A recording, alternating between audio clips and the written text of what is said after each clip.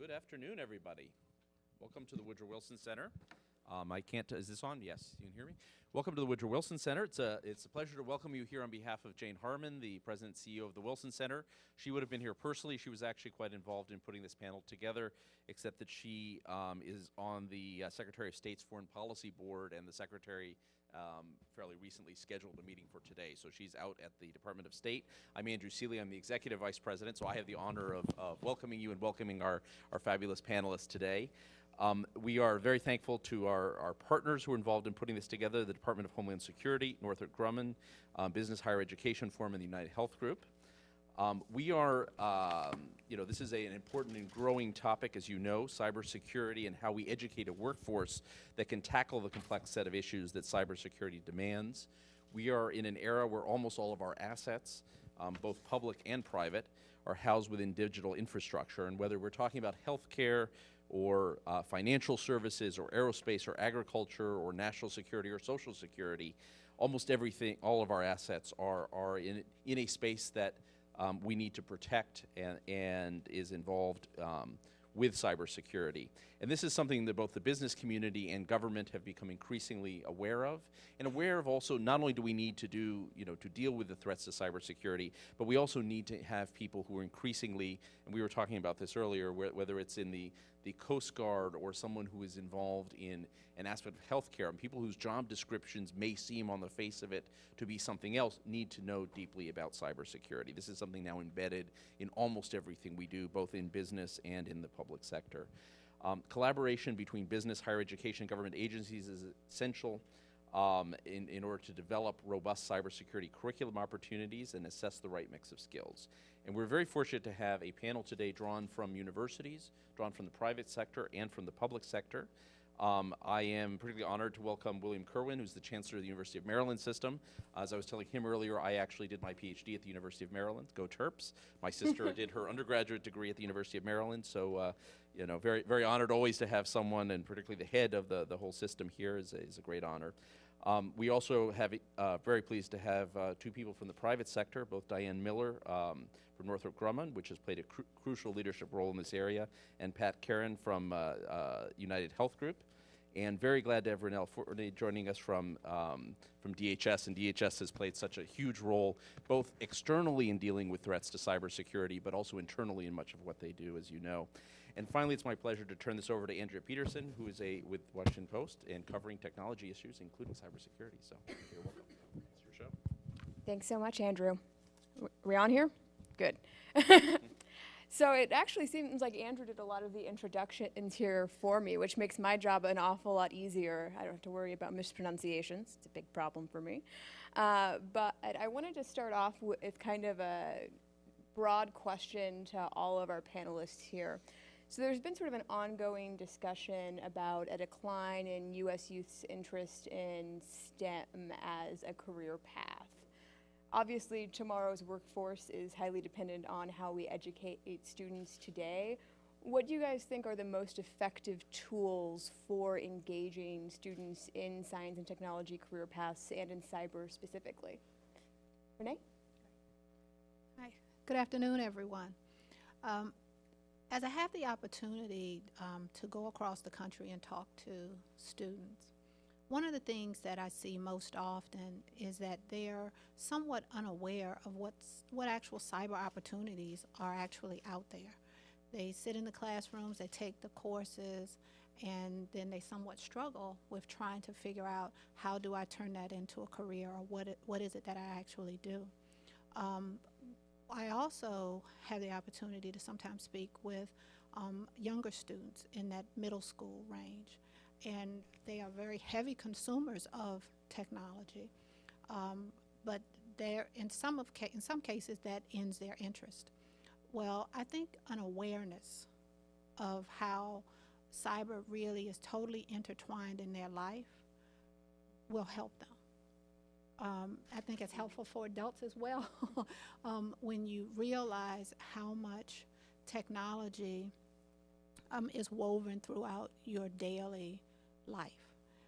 And so we at the department spend quite a bit of time working with universities and just trying to make them aware of the cyber opportunities that are available.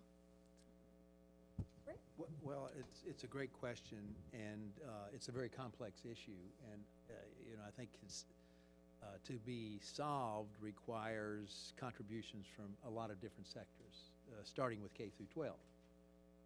So, I think one thing that needs to happen is universities have got to produce K through 12 teachers, or have professional development programs that increase the skills of the teachers in the classroom so they can excite these young people about opportunities in STEM disciplines. I think also universities have to do a better job of teaching, particularly at the lower division level. There was a time when my discipline of mathematics, our role was to weed people out. They could, only the best could go on to engineering and physics majors, but that philosophy has to change. We need to do a better job of helping students be successful and pursue STEM careers. I think there's a role for the private sector for sure in creating internship opportunities so that young people interested both in the high school level and the college level, where they can see early on what study in these difficult subjects can lead to, and the excitement of the work that goes on in the workplace when you have STEM skills. So it takes to use a trite phrase, a whole village to address this issue. Now, I will say that, and we can talk about this a little later, I'm very proud of the success we've had in Maryland in this regard. We've seen a huge increase in STEM enrollments. We had a goal of increasing the number of STEM graduates by about 40% over this decade, starting from 2010 to 2020. We've already increased the number of STEM graduates by 55%, and we're only halfway through the decade. So,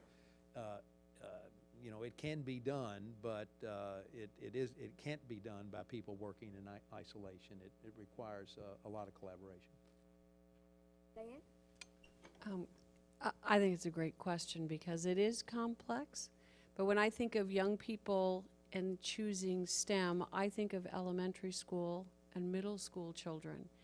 And as I work with children at all different ages, especially in the cyber area, what I'm finding is they are very much in that world. Whether their community lives in their Facebook community or Instagram or Snapchat or however it is that they connect with their friends. And I think that a real challenge is how do we take that enthusiasm and show them that that can lead to opportunities in the STEM disciplines.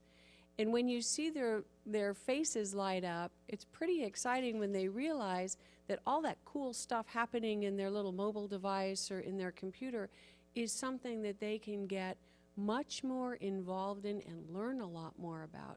So when students have an opportunity to engage hands-on in a way that lets them experiment with their curiosity, the intellectual curiosity, they start to gravitate more towards STEM. So I think a part of it is how do we teach it, how do we help them experience it so that they start looking at the STEM disciplines as something that, I can do that. That could be a part of, one of my career options. I think I'm going to try that. So it's getting that early excitement about it, I think, is a key. Pat? Well, I think with all these great panelists, I could just say ditto. But to actually add on to a little bit of this here, I think there's definitely the excitement from the elementary, from the undergraduate levels, high school levels, and whatnot as well. But it's a basic thing of supply and demand. We have a lot of crooks out there that want to penetrate the systems, and we have a lot of demand for the people that are going to protect those systems. So we need to train them. We need to start early, just as everyone has mentioned here, because of that need. And how do we bring that into more of a career opportunity? And I think with that, it's not that cybersecurity is just a one-trick pony type of a career. You can really grow a career in there, and we have to let people know and understand that cybersecurity really is broader than just the geek that's coding to protect our websites or anything like that, or our credit cards. It's much broader. And how do we bring that awareness wider through the university systems, through the high school systems, to make that awareness and to make this really an option that people want to choose. Great, thank you guys all so much. So I'd actually like to go back to the point that Pat was just making about the broadness of cybersecurity. It seems like, and as I've covered it more and more, and as I believe Andrew mentioned during his intro, that it's really an area that's touching almost every aspect of our lives, which I think makes it very hard to define. I'd love to get your guys' definitions on what you think cyber is and what it isn't. Well, Thanks, Renee. thank you. Cyber is many different things to many different people. If we took a poll and we asked everyone in this room, everyone would come up with a different definition of what cyber is to them. So that in and of itself is a struggle because it is so broad. So I know at the department we had a cyber skills task force that came in, and we looked at specific items and specific activities that were germane to the department, and we began to put a boundary around that as to what our mission critical cyber skills were, and those cyber activities that we need to happen. So I think that was a very good exercise, and it worked well for us at the department, and I think that's something that other entities would possibly have to do, because it's so broad that you can't boil the ocean.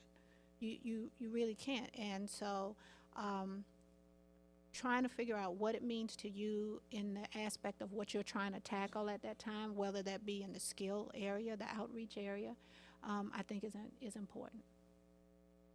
You know, I think actually people are beginning to have a much better feel about what cybersecurity is, because there's probably not a person in this room that hasn't had some breach of information, a credit card or whatever, that has caused them some grief or concern, or and so the for me, I'm not an expert in cybersecurity, but cybersecurity is protecting. You know, we have the beauty of the internet and the use of the speed of transmission of information. I mean, that's been a great asset to society, but the dark side of that is that bad people can get information that you don't want them to have because of the ease of the communication. So cybersecurity is about trying to find ways to take the advantages of this the communication made possible by the internet, and but protect the information that you don't want out in the public domain. So at its core, cybersecurity is just the storage and transmission of data over systems and networks. That's all it is. Doesn't sound very complicated, but in its implementation, it's complicated. There's a lot of ways that the data may be stored or transmitted, and all along the way it can be intercepted. So I think it's not so much the definition of cyber and how we protect the environment in which that data may be moving. It really gets into how do we best use that capability in order to kind of live the lifestyles that we've chosen with our ubiquitous communications and internet connectivity and mobile devices and automation in so many parts of our lives. So at its core, it's just basic ones and zeros. But the implementation is pretty fascinating. Absolutely. I think to add on to Diane as well, we look at the ones and zeros, and I think it even goes beyond the ones and zeros as well. I look at the social hacking or the social engineering of just getting access to those ones and zeros. We even have to protect that as well. So we have to look at hard files and not just the soft files, the electronic files. We have to look at protection all around. And I think those are the areas that we have to make sure that we're looking at, as well as just the electronic piece. Great. I actually have a Pat-specific question, although I'd be happy to sort of get some input from other people. I think he's probably the best person on the panel to respond. So, in the healthcare world, there seems to be a lot of proprietary systems that have developed in order to ensure compliance with various medical safety and security regulations like HIPAA and so forth. Is there a learning curve associated with those? And if so, is that a barrier to getting more cybersecurity experts specifically interested in your field? Yeah, when it comes to that, absolutely, we have a lot of proprietary systems, and I even hate to say it, we still have mainframes. But you know, with those systems, they all need to be protected regardless. So as far as is there a learning curve? Absolutely, there is a learning curve when it comes to legacy systems, when it comes to the healthcare industry from that space and just learning the jargon, the business, and whatnot. From a cybersecurity standpoint, if you come in with the base skills, we can train the rest. And that's the thing that, as we do graduate and undergraduate recruiting as an example, we look for the base skills, the motivation, the ability to communicate. We train the rest. And that's how we try to build our organization then specific then to the healthcare industry. Are we going to start seeing people cross over from other healthcare organizations trained for it? Absolutely. I think that's true with any industry regardless. But this is the way that we're trying to evolve our practices and how we're performing cybersecurity.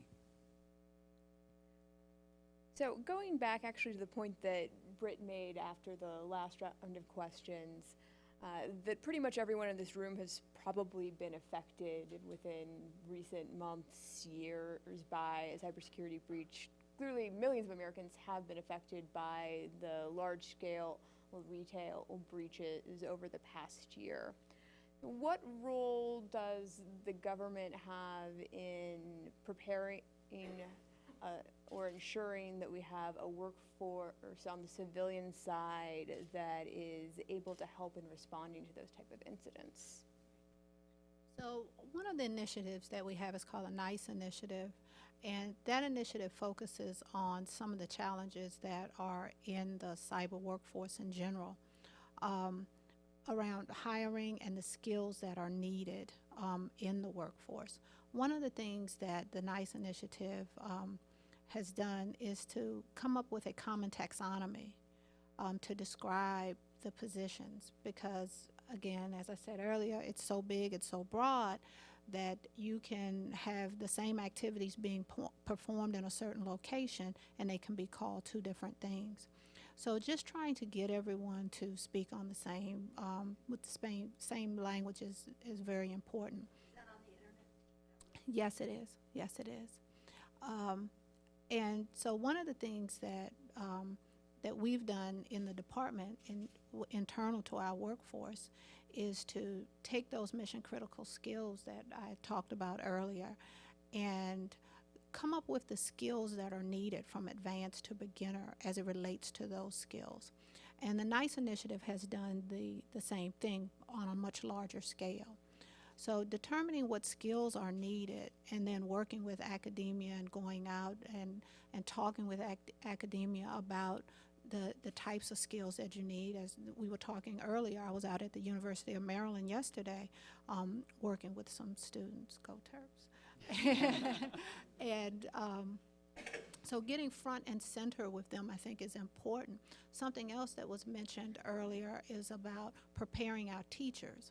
So one of the things that we've done at the department to get the word out about our cyber mission and the cyber skills that we're looking for is to set up what we call cyber panel discussions and tours of our facilities.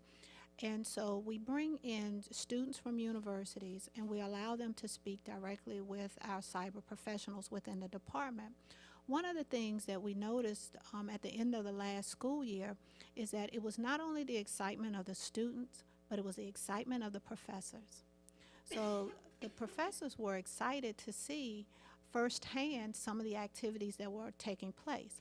And that would help them to teach their classes better, bring more valued and relevant information to the classroom, because cyber changes so quickly. Your question it was about is there a role for the federal government in this arena?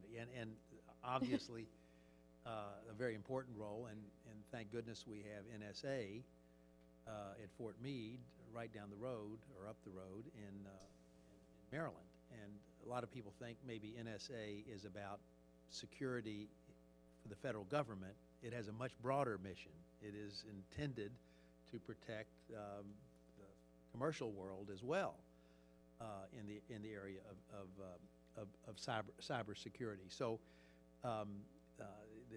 the resources at NSA and the contractors, including my good friend and colleague on the right, Lockheed Martin, are working just at an enormous investment of resources on this issue. And there's great demands for even more people at both at NSA and in industry. I saw some data the other day that that there are 18,000 vacancies right now in cybersecurity for cybersecurity positions, not in the United States, in the state of Maryland. Now, to quantify that, Northrop Grumman is the largest private sector employer in the state. They have about 13,000 people. So there are more vacancies in cybersecurity in Maryland than the largest private employer in the state. But it's all located there around the NSA. And, you know, as much of a problem we have in this area, I shudder to think where we'd be if it wasn't for the federal government's investment in NSA. I'd like to give you a lot of credit for actually preempting one of my later questions.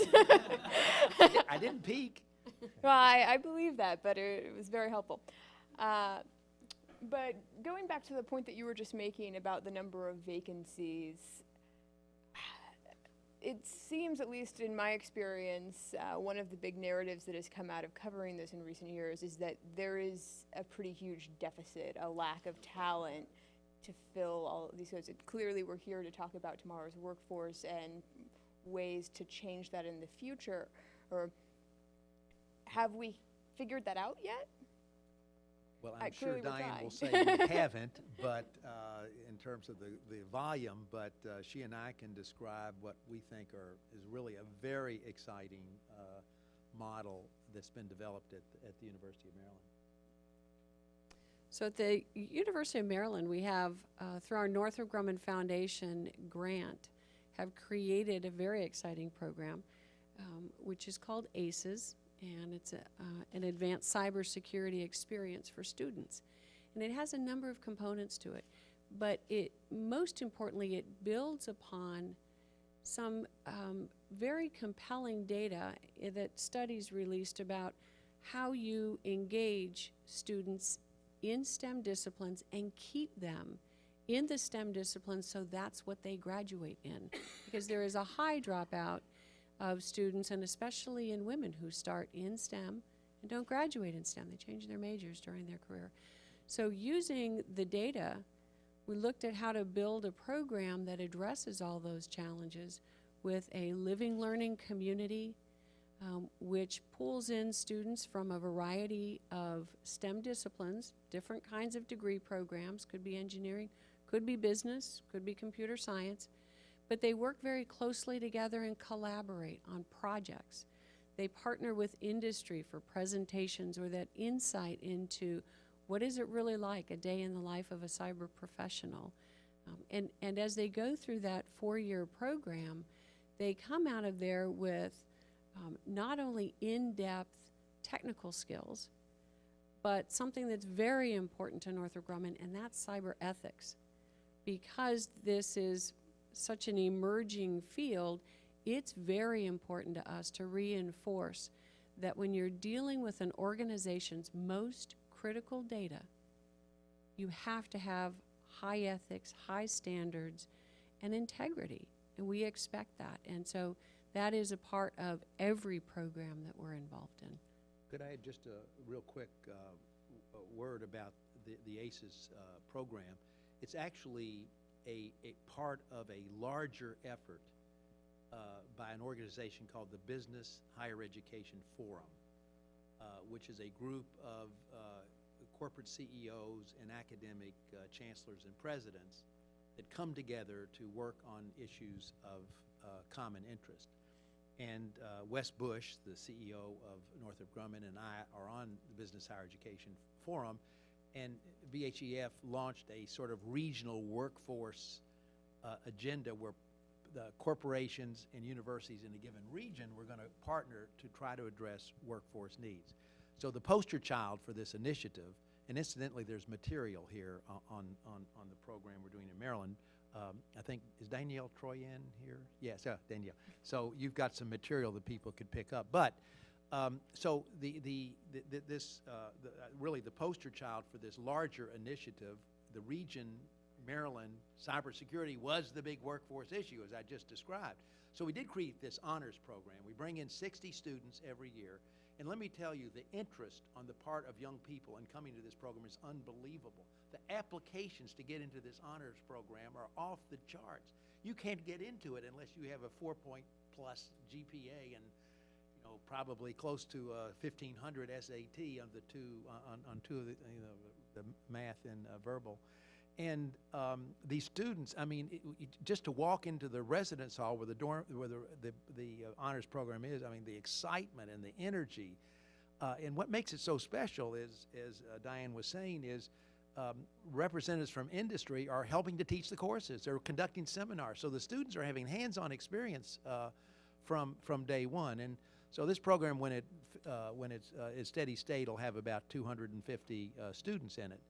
But Northrop Grumman has also invested in UMBC, another institution in our system, in a Cyber Scholars program where they're funding bright young students who want to study cybersecurity. They have about 20 Cyber Scholars every year. So I just cannot say enough about Northrop Grumman, how enlightened they are in finding ways to work with universities to address these workforce issues. And I think it's partnerships exactly like this that are going to help us be able to address this larger workforce issues. We need more of these kinds of programs going on at other universities and with other corporations. Just to chime in really quickly, you're absolutely right when you talk about working together, because we can't do it alone. Government can't do it alone, and academia and industry couldn't do it alone. We have to work together. One of the things that we were able to do this past year at the department was to initiate a program called the Cyber Student Volunteer Initiative. That's where we went out and we recruited students at 4-year and 2-year institutions focusing on cyber. And we had the opportunity to bring them in and allow them to work as interns in our field offices where we had cyber missions. We had over 1,600 applications for 70 slots for a volunteer, an unpaid volunteer opportunity. So the need is definitely there. Students want as best as possible to see hands-on what's going on. And internships are, I think, one of the best ways to do that. So you spend all semester in the classroom, but there's nothing like actually being able to work in a lab, see the activities actually take place. So working with institutions, again, we targeted both 4 and 2 year. We didn't want to leave anyone out. And it has really paid dividends for us. We've even gone on and in some instances, we've had a recent hire in one of our fusion centers of one of the students, because it gives the employer an opportunity to see how the student would perform in that real world environment. You know what I find in the workforce challenge is by the time the students are in college, it's pretty much too late. I mean, you have to declare a major before you can get admitted in most institutions. And what we're actually finding is the 5th, 6th, maybe 7th grade level is when children are deciding, do I feel like I have the aptitude to go down the STEM path, or am I more interested in other avenues of education and expressing in my professional career?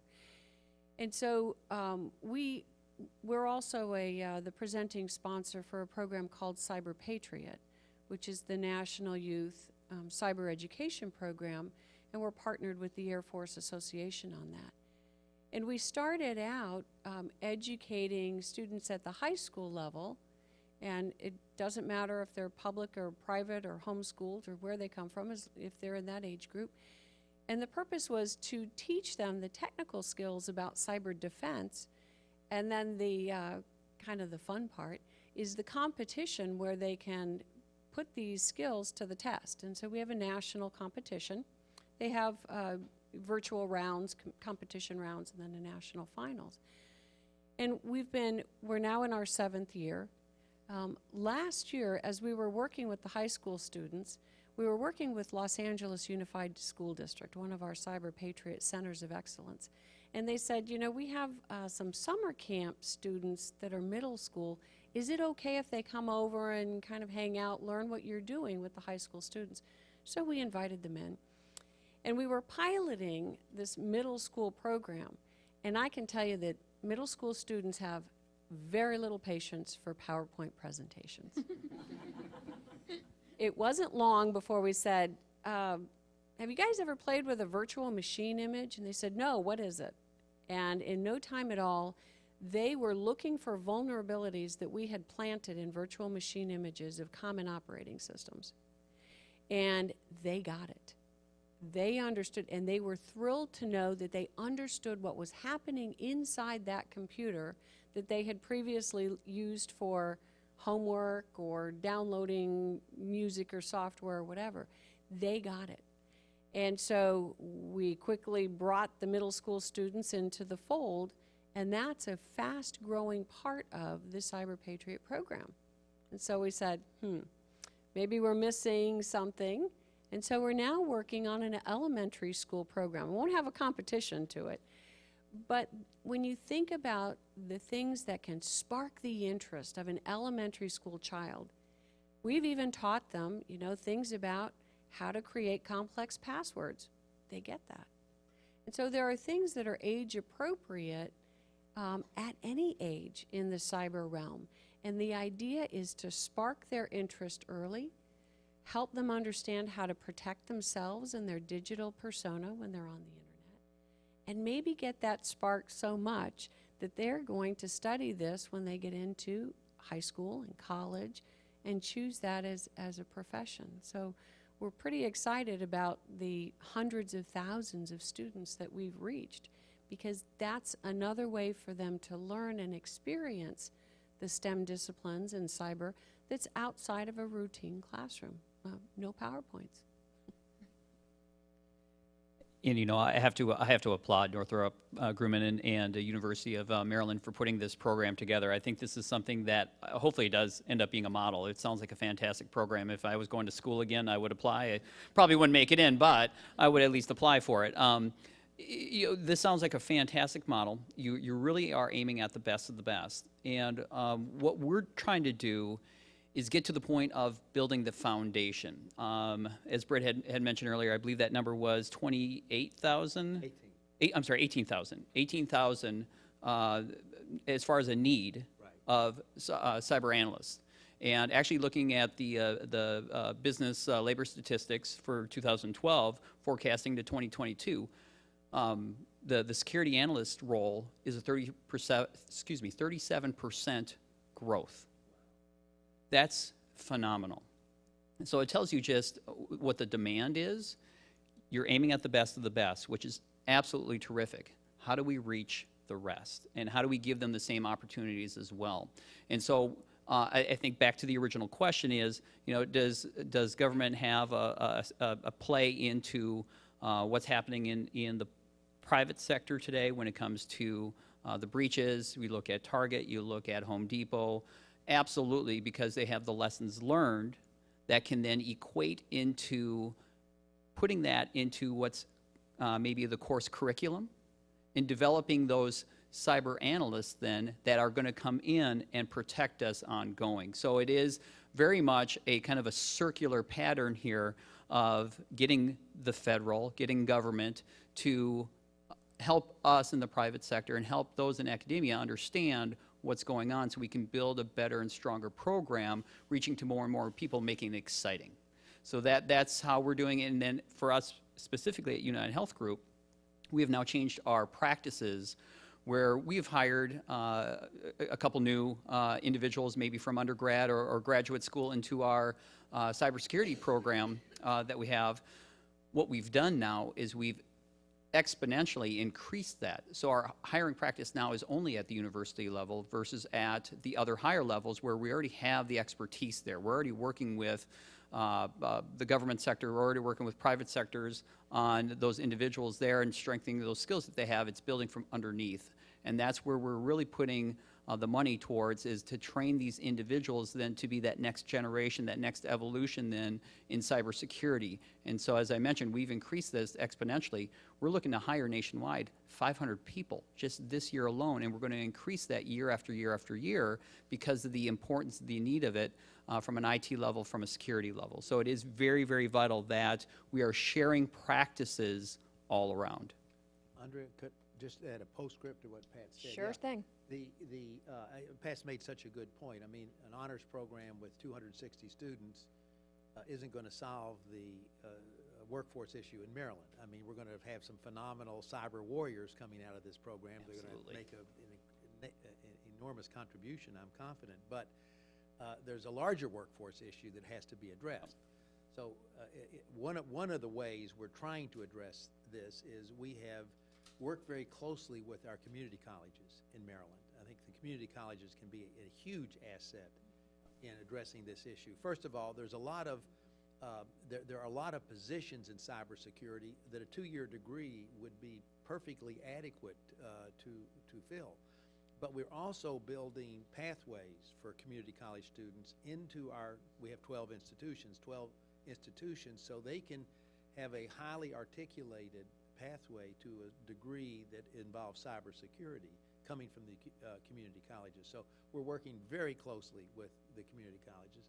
Another thing we've done is we're fortunate to have the University of Maryland University College, which is the nation's largest not-for-profit online university.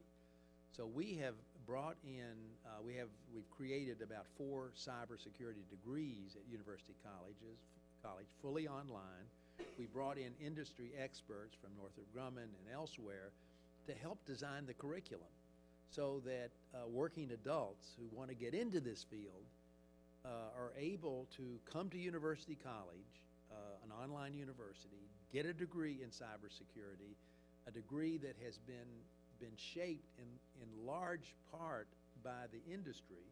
So we have confidence that they're learning the skills they will need to get a good job. So you're absolutely right, Pat. We need high-end workers in this area, but we also need a volume of highly trained individuals if we're going to get to where we need to be.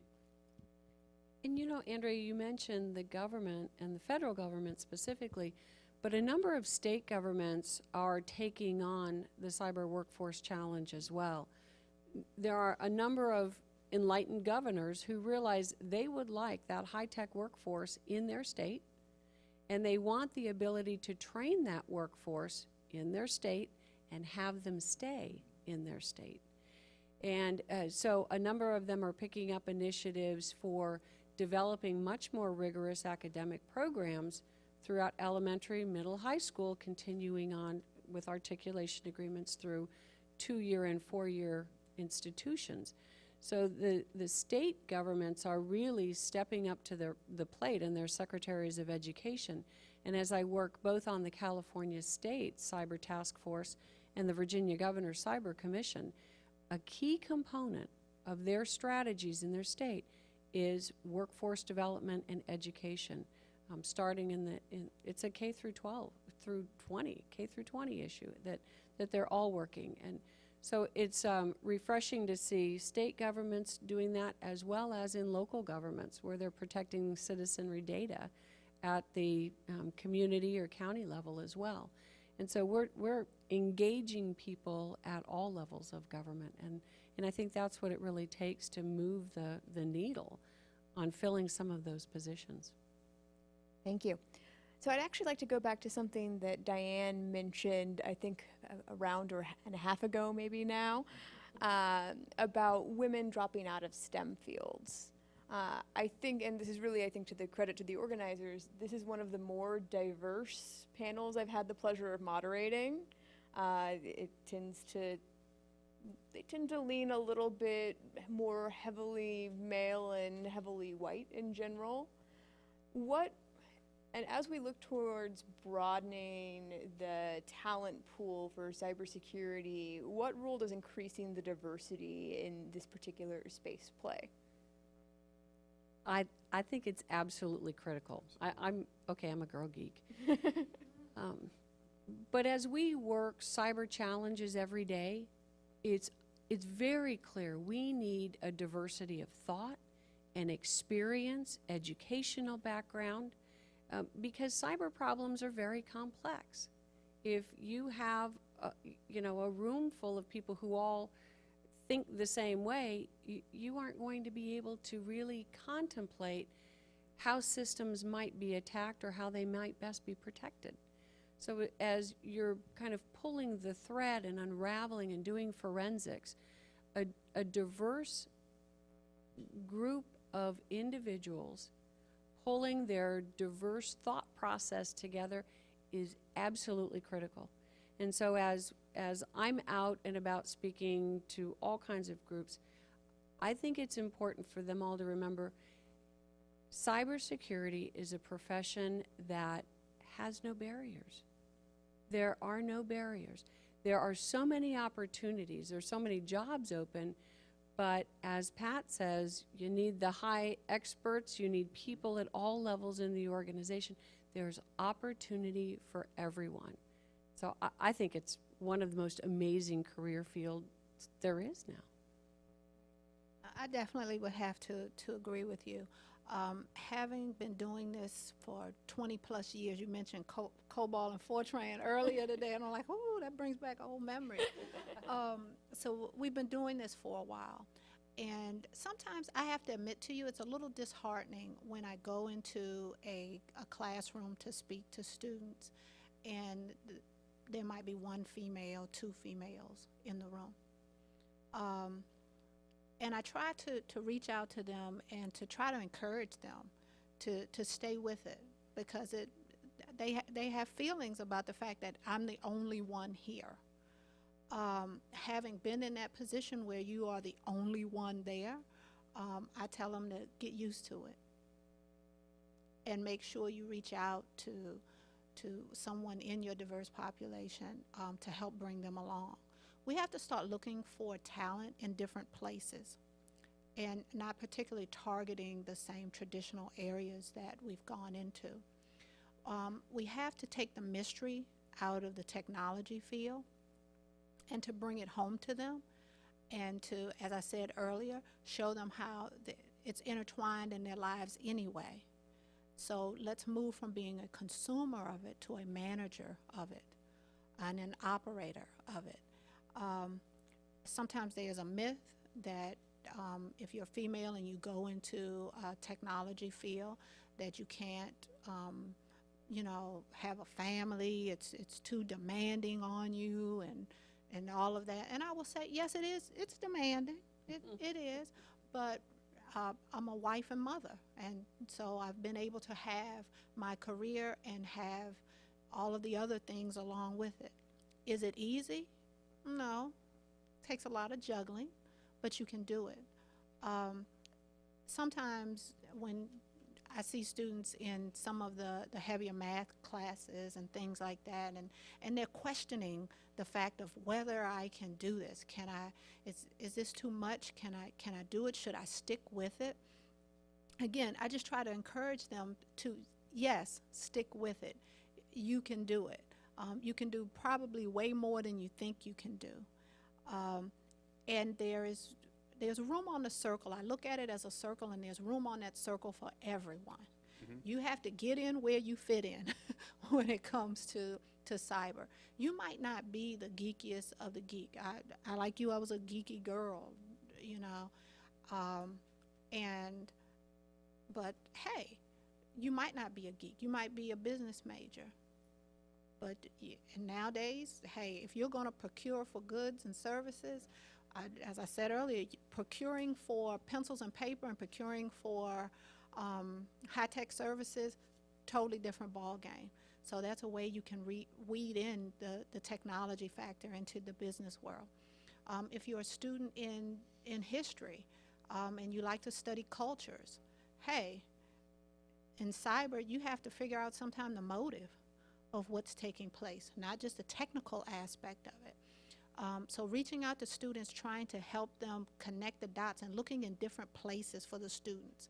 Sometimes you need the student that's not necessarily the technology major, but one of the other liberal arts areas, and pull them into cyber and show them how they can be a part of that. Yeah, could I just piggyback? You know, I think this is such great comments. Obviously, we need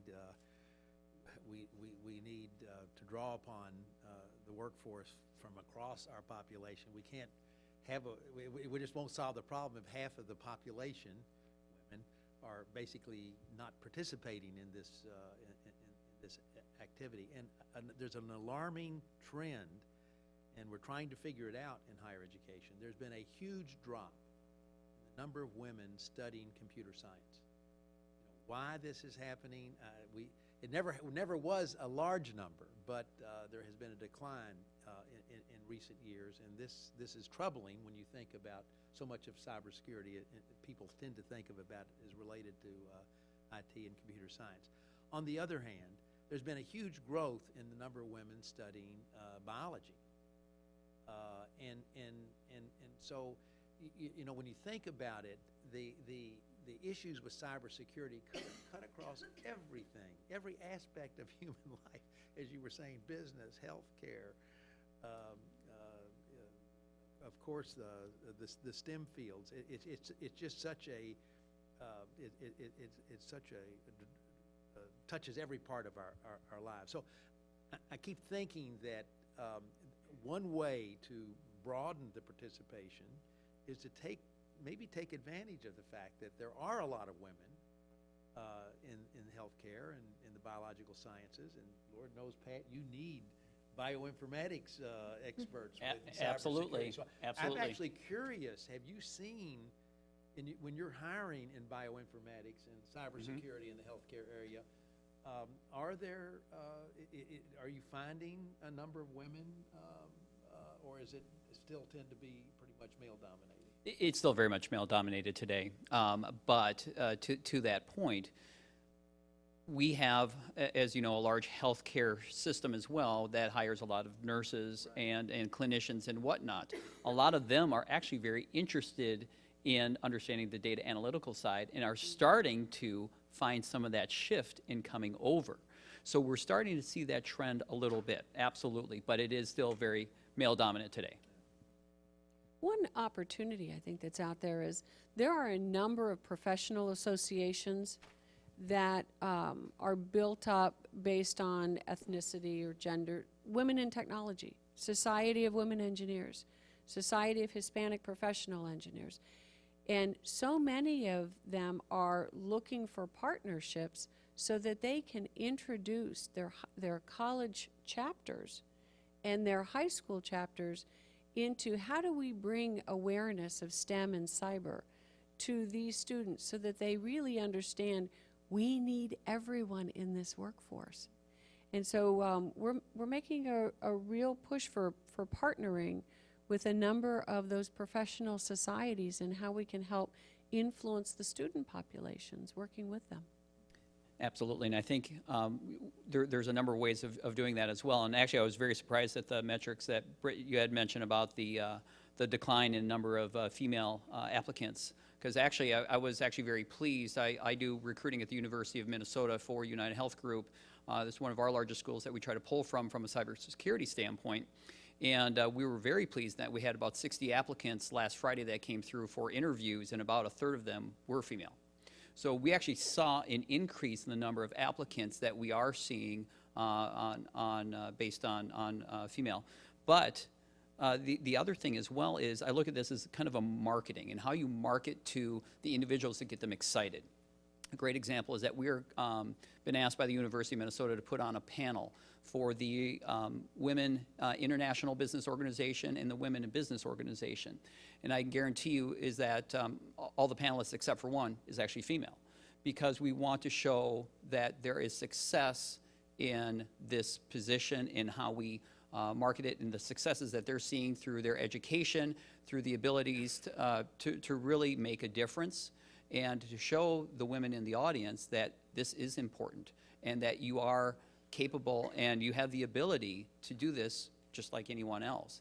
And we want your talents, we want your thought processes to be a part of our organization. And so these are ways that we're trying to market to really where people want, and to see the successes of others like them. I also think that one of the things that caught me off guard about two weeks ago, I had the opportunity to speak to university students, freshmen, and middle school students all in the same day. And oddly enough, I had almost the same question from freshmen in college, females, as 11-year-old girls. I was on an all-male panel, and both sets of students asked me after the event, of course, it used a little different terminology with the younger girls, but they said, how does it feel when you're the only girl up there? That's what the 11-year-olds asked. And it was very similar to the same comments that I had gotten from the college students.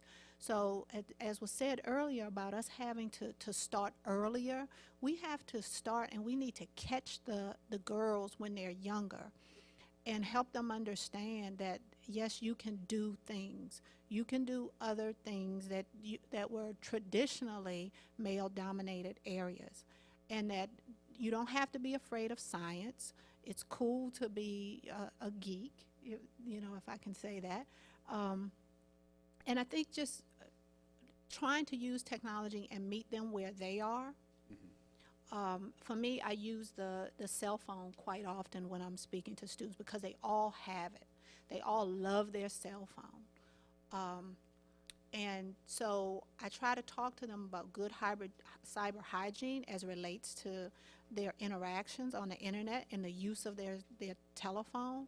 And when you help them begin to think about that cell phone other than the way that they communicated to their friend or getting their latest, tweet or post out there, and talk about it from a technology aspect, I begin to see a light go on, because they think about it differently, because it's something that relates to them and their world. So beginning to reach out to the students at a much younger age, and especially girls, I think is very, very important. On sort of a timely note, earlier this week was Ada Lovelace Day, which celebrates the first programmer ever who was a woman. But I think we've reached the point where we're taking some audience questions. So right up here. There's a mic coming around for you. This is a very enlightening session. Thank you very much. I'm Mitzi Wertheim with the Naval Postgraduate School. I was lucky enough to be at the Defense Department at the very beginning of DoD, getting into cyber, and I worked for the Sabrowski Institute. Art was our great star there. I start with, I don't understand why you aren't finding people to build those wonderful children's books that are made out of cardboard so the kids can't destroy them, but stories about this domain and people in it, so that they're hearing it when they're 2 years old. I don't understand why you haven't gone to Hollywood and say, can't you do some films, or what Bill Cosby did when he created his television show? You have to, 5 people talking to, 50, 60, whatever, that's not going to get it out there fast enough. The other thing I think you have in the academic field is you're so isolated, you get evaluated for what you've done in your stovepipe. And the whole business of collaboration is absolutely key, and if you haven't read or listened to Walter Isaacson's new book on innovation, it's all about collaboration, which is all about the IT world. And so you've got a tremendous number of stories that you need to get out in very many ways. And if any of you want help, I'd love to help you on it, because I care so much about this. I I have almost a page full of comments, but I don't want to take up the whole afternoon. Was there a question there, or? No, it's a question of why aren't you doing it? And you know, it's interesting about collaboration is not something that I think is a part of the academic world. I mean, there are schools that are doing it, but most of them aren't because they get rewarded for what they do in their stovepipe. Yeah, I think you'd be surprised if you went on most campuses today to see the amount of collaboration that is going on. There is this old image of the ivory tower and within the ivory tower individual silos.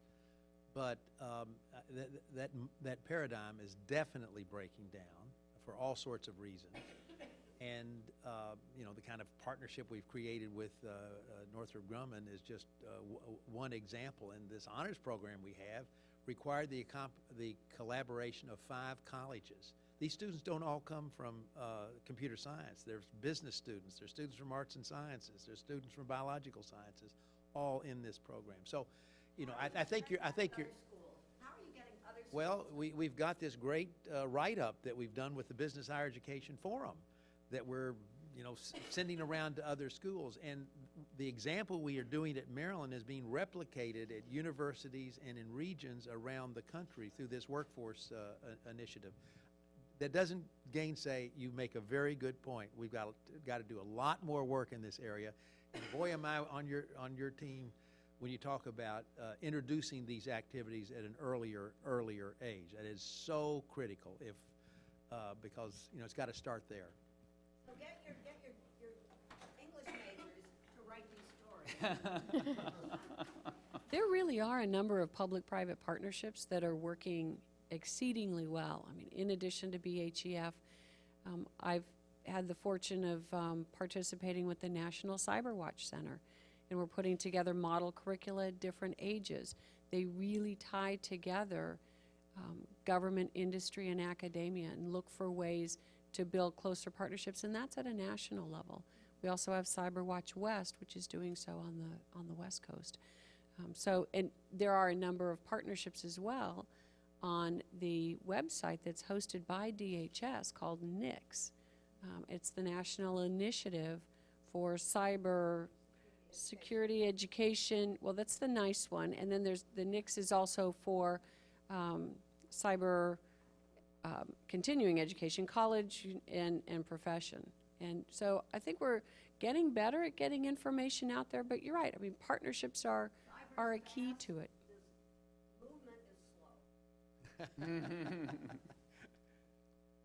Well, sir? Thank you. I'm Dave Rabinowitz. I used to teach electrical and computer engineering.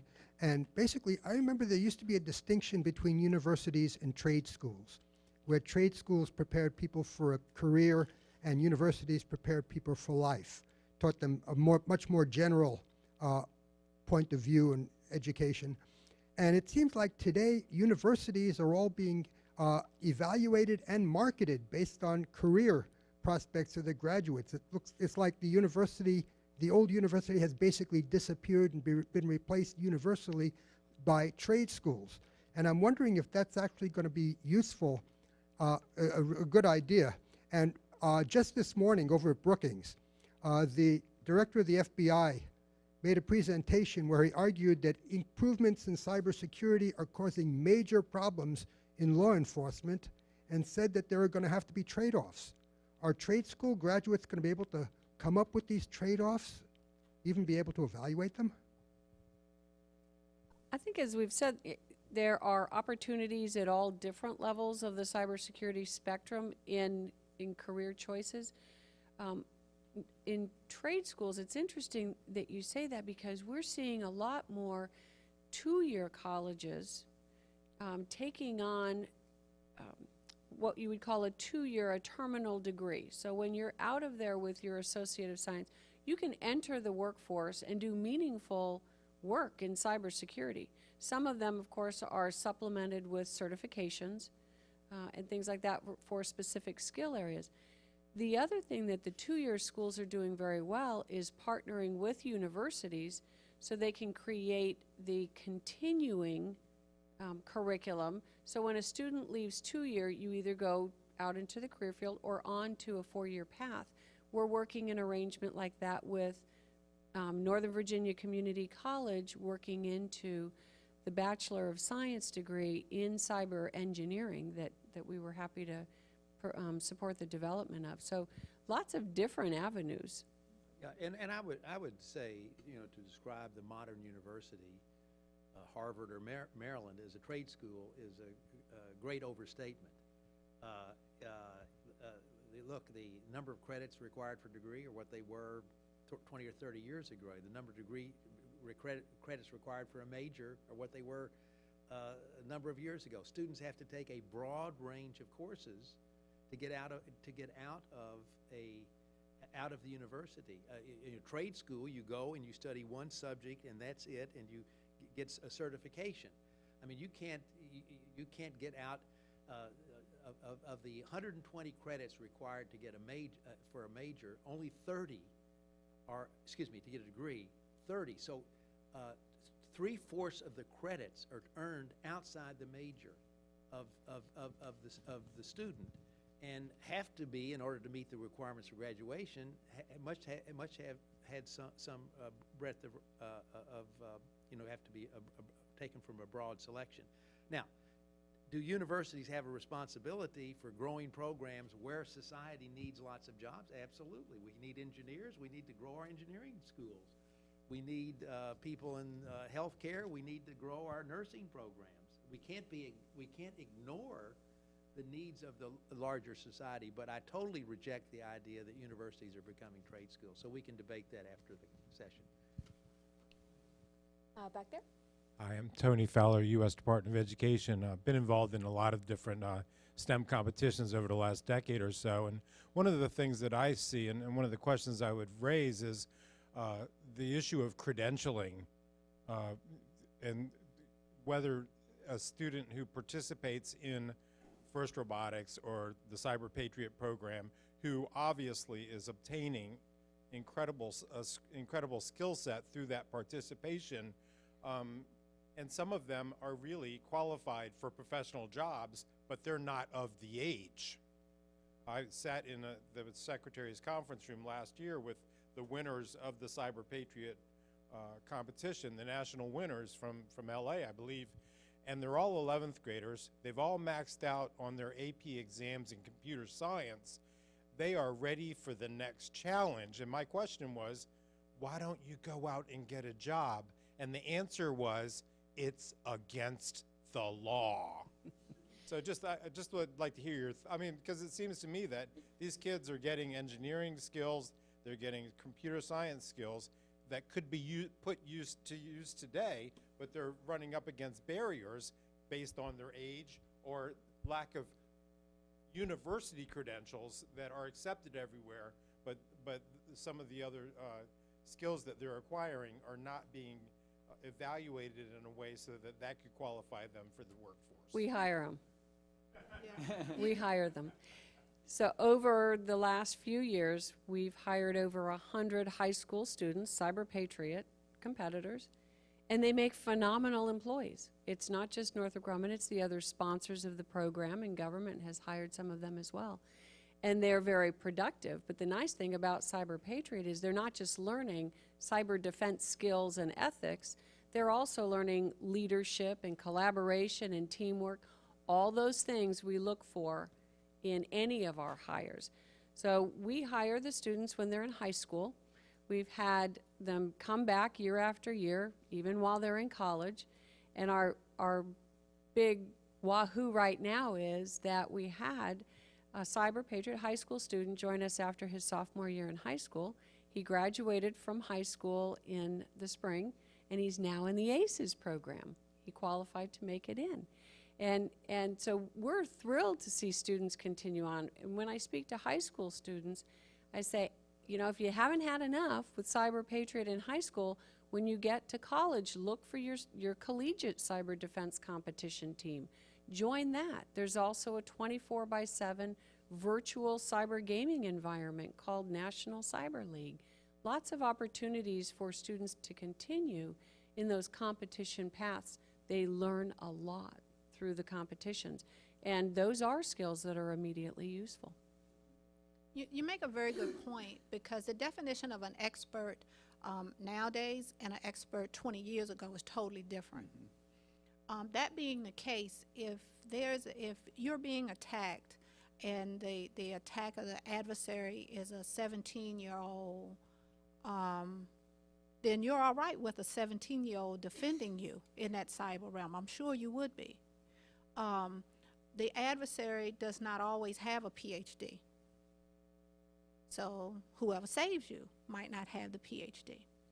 So finding ways to creatively go out and identify that talent is, I think, very important. And that's something that we've worked very closely with within the federal space in trying to figure out how do we hire them, how can we bring them into the fold. Because being able to capture that talent, and for any of you all who have been to a cyber challenge and you see the high school students, or even I've gone to the ones that are focused on community college students, I think it's very enlightening, and they're so bright-eyed and excited to do it and to try to figure out now how do we bring them into the world of work, and then if they want to pursue a higher education, then how do we help them get to that next point, be able to connect the dots for them. I think University of Maryland, University College just won a national championship in Spain and so, on cybersecurity, and so that is, that's great. And so trying to help them figure out, okay, so now I've gone and I've won this championship, now what do I do? How do I connect the dots, and how do I take this to go to the next level? How do I turn this into a career? I think it's something very important, and those of us who are professionals in this area can help them do that and figure out how they can fit into it and use those skills that they've gained through the cyber challenges. Because as you said, being a part of a group like that, it goes far beyond what's actually taking place in the curriculum. I know the professor that I know from the University of Maryland that works with that team, it is definitely more than just what takes place in that classroom. They're going above and beyond in order to put in what they need to put in to help those students to compete at that national level. So. I think we have time for one or two more questions, so if you've been holding back, now is the time, but I think we've got one back there. James Sang, IBM retired. I'm a little bothered by the focus on cybersecurity versus the more general focus on CS and the problems that arise out of CS as a discipline. There's a book by Michael Teitelbaum, which I disagree with a lot on falling short on how shortages in STEM have been oversold. And I think he's wrong, but I think he is right, is that there's a tendency to sell STEM problems in terms of particular needs, and that on the time scale of a person's career, 20 or 30 years or 40 years, you're much better off emphasizing the promises and the opportunities in disciplines or in fields rather than in particular problems. Comments? Well, we don't have a major in cybersecurity.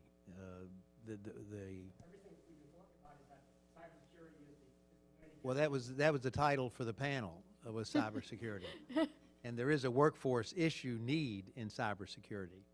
So obviously, the people that are going to fill these workforce needs are going to have majors in a broad range of disciplines. They're going to be business majors. They're going to be computer science majors. They're going to be life science majors. They're going to come from schools of public health.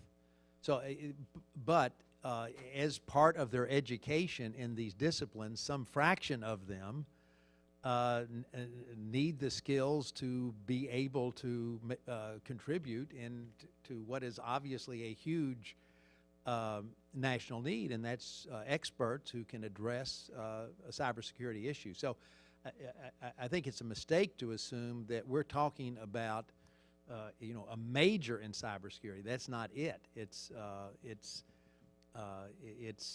is a very multidisciplinary area, and we're building tracks and areas of expertise within those particular disciplines that can address a real problem. I don't know if my panelists agree with that or not. But No, yeah, absolutely agree. And I know that with, for example, the University of Minnesota, we don't have a cybersecurity degree per se, but what we do is that throughout the curriculum within the MIS degree, which is the undergraduate degree, you have cybersecurity that's sprinkled in every class. So it's not just the computer science class. You're looking at this in finance and accounting and marketing, is that cybersecurity is all a part of those disciplines in understanding it. So it is very broad from that standpoint, and it is pulling from each of those areas to train those cybersecurity analysts. Well, unfortunately, I believe we have run out our clock. I wanted to thank all of our panelists here for their expert insights. It's been a pleasure.